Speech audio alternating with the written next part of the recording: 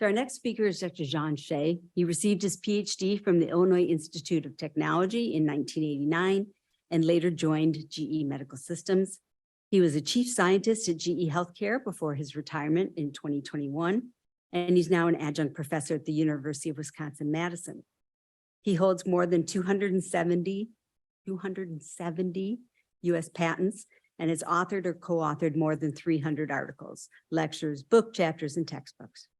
He's taught courses at the AAPM, the RSNA, the IEEE, and SPIE, and he is a fellow of the SPIE, the AAPM, IEEE, and AIMBE. John?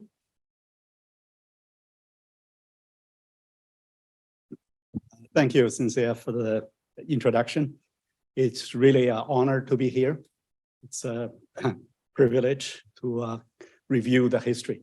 Many young kids in the audience may wonder, what technologies can be back in the 80s. And compared to today's technology, definitely those are what we can see today as the older technologies. However, by reviewing the way things are discovered and how things been developed and so forth, may shed new lights for our new discoveries, and also may let us to look at things at a different angle.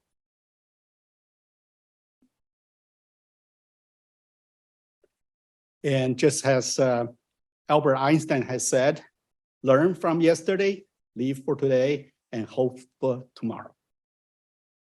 So what was the CT scanner look like when I started a long time ago? It was a rotate scanner, as Norbert has presented.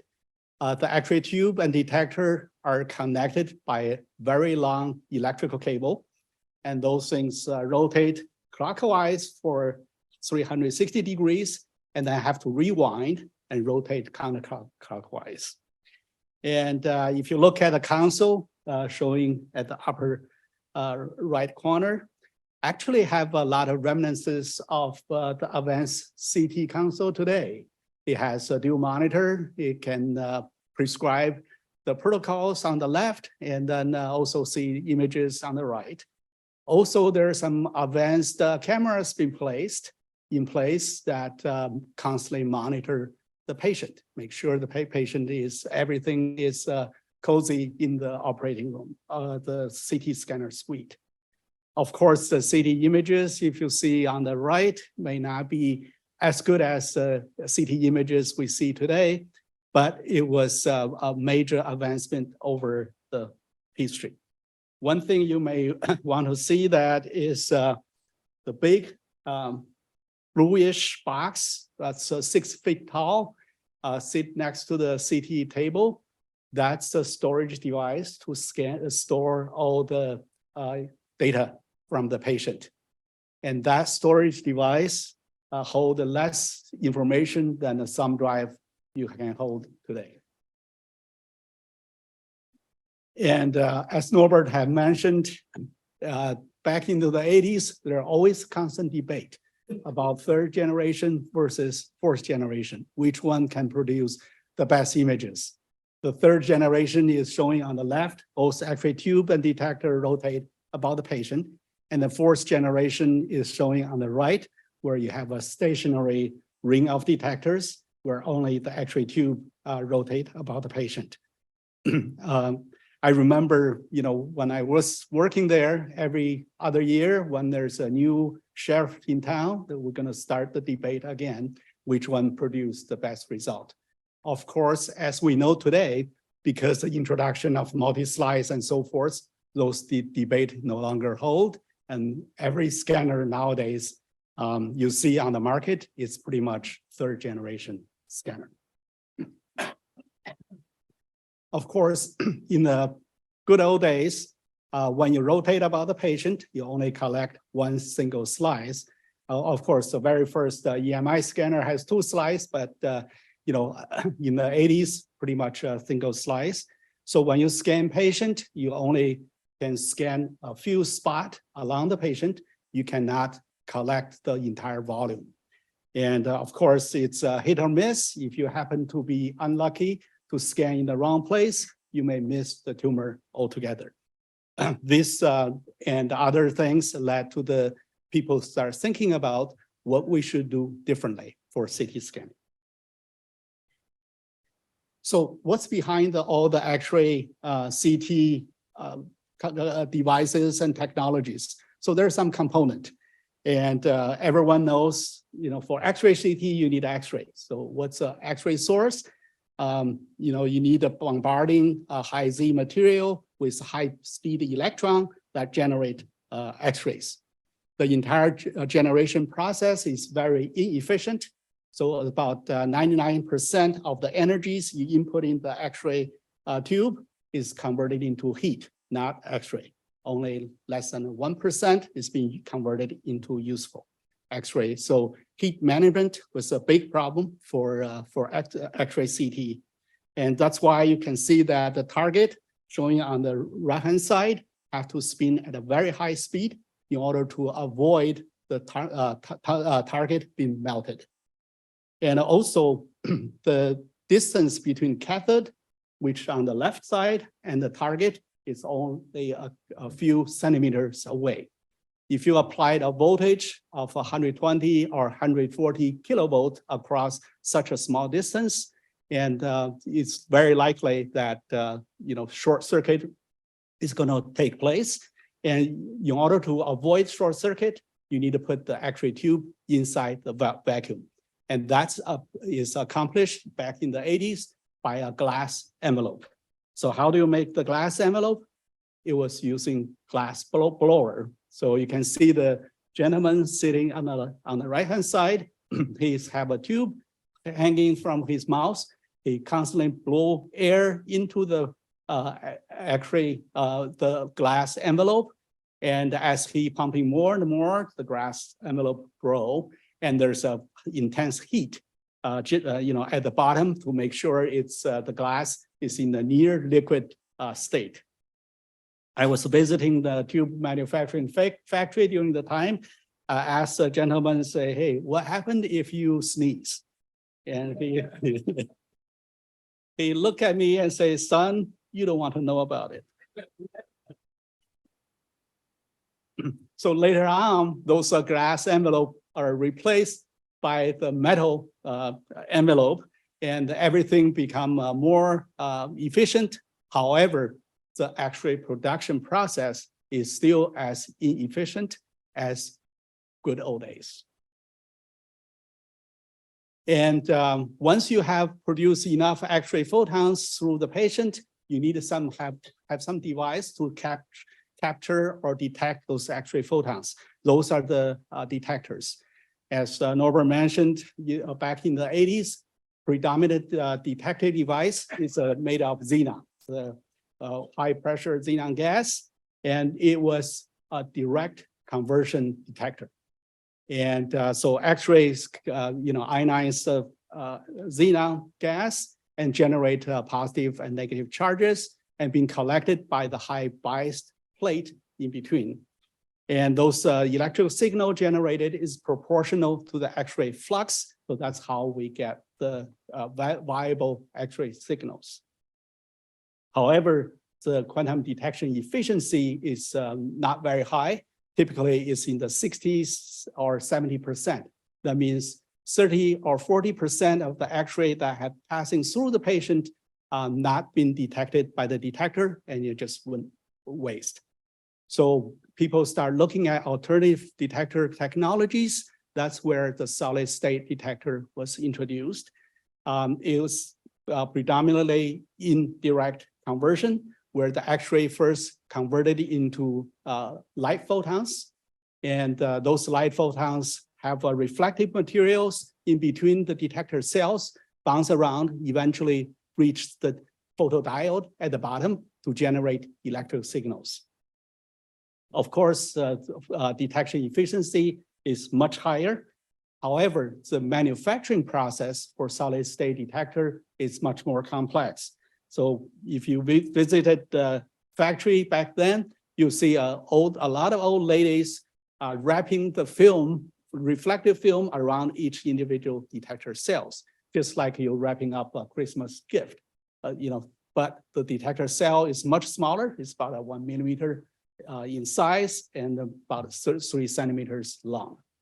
And of course, with the introduction of multi-slide CT, which Dr. Thomas Floor will introduce, and each detector nowadays will have 250,000 of detector cells.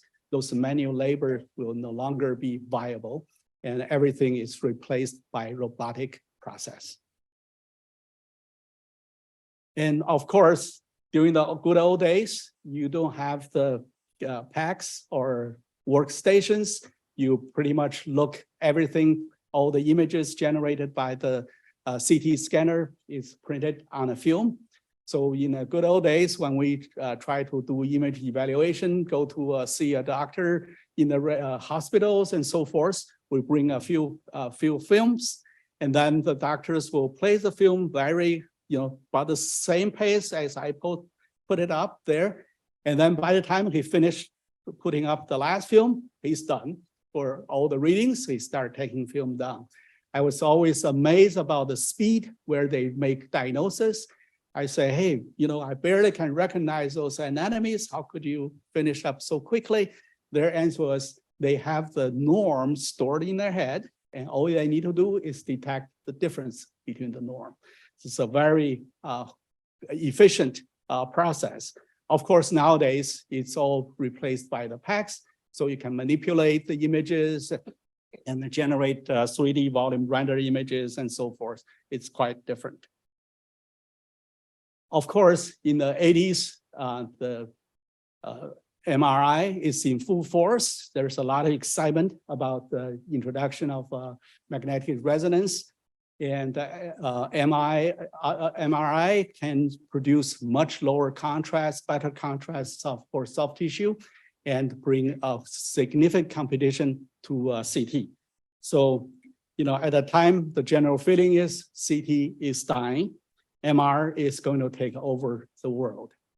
So when they said that, what they forgot is CT is also called computer-aided tomography, CAT, and CAT has 9 lives. And the second life of CT is introduced by helical scanning, or for other, Tom's Floor sitting in the audience is called a spiral CT, so just to be fair. So in the good old days, the patient remains stationary, X-ray tube and detector rotate about the patient. And once it's done, the patient is indexed to the next location. The entire process, the patient is under breath hold. And so basically you waste a lot of breath hold time, very precious breath hold time for shuttling the patient forward. In a helical scan mode, the patient is translated at a constant speed, and the X-ray and the detector is continually collecting the CT scan data. Therefore, the utilization of data collection is 100%. Of course, to define how fast you're scanning the patient, there's a helical pitch was invented. Basically, you take the ratio of the table traveling distance over 1 gantry rotation over the beam width of the X-ray. Of course, the higher the helical pitch, the faster the speed.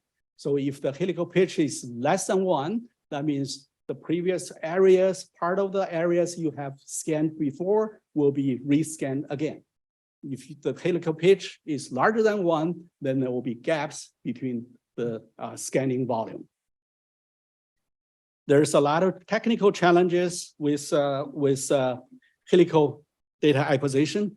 Norbert mentioned the slip ring, because it's no longer to have an infinite long electrical cable connect to a tube and detector to continue to collect the data.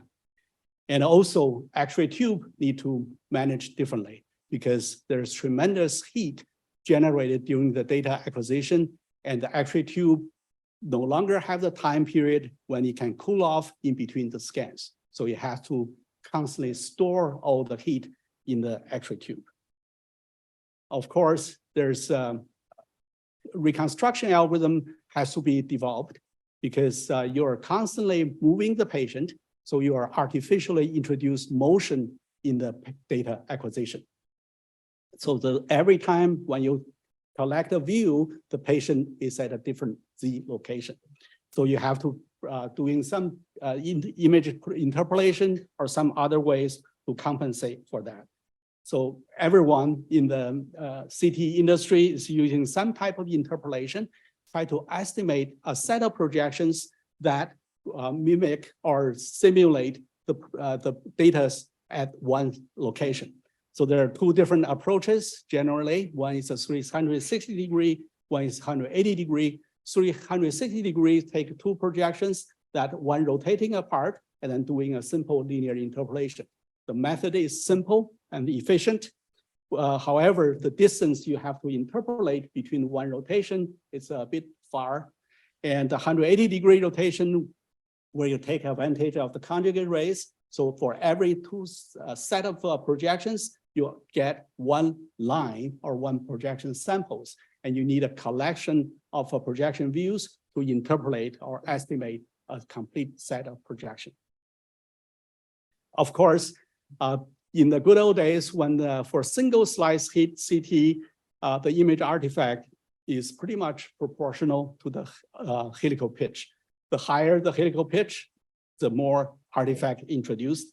And also the image artifact is scale inverse proportional to the slice thickness. The thicker the slice, the less image artifact you can observe, mainly because most artifacts are caused by Z aliasing, and the thicker slice will compensate for those issues. So once you have done all of that, you can now, in the first time in CT history, have an organ coverage in a single breast hold. So here are showing some examples of the all the images that have sagittal, axial, and coronal images. And one thing you notice that the image artifact or the image quality for axial scan that's in the middle of the brain is much higher than the sagittal or coronal images. This is mainly because the Z resolution across the slices is much worse than the other one. And you can see the stair step artifact and so forth, mainly because you have to increase the coverage, and the thing you have to trade off is the Z spatial resolution versus the coverage. And in the next lecture, and Tom's going to introduce the multi-slice that will no longer sacrifice the spatial resolution because the high volume coverage. Of course, humans are not the only beneficiary of CT inventions or advancement. So just about every body in the animal kingdom has enjoyed the benefit of CT. Of course, you notice that just about all the animal scans are done under sedation, mainly because those animals could not understand the instruction, hold your breath. Of course, there are some very exciting technologies back in the 80s introduced Imatron scanner. Norbert already talked about it. For people who in the audience, older generations, the concept is very similar to the CRT TV station you used to have, a gigantic thing where the high-speed electron is deflected by the magnetic field, a set of coils, and those high-speed electron bombarding the target and then generate X-rays.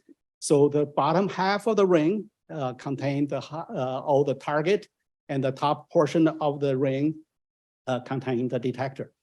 Of course, because as we mentioned before, the X-ray generation has to be taking place in a vacuum.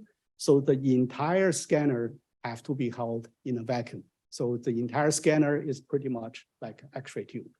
And there's a lot of very nice images being generated, as is can show on the right-hand side, where the heart motion is really frozen.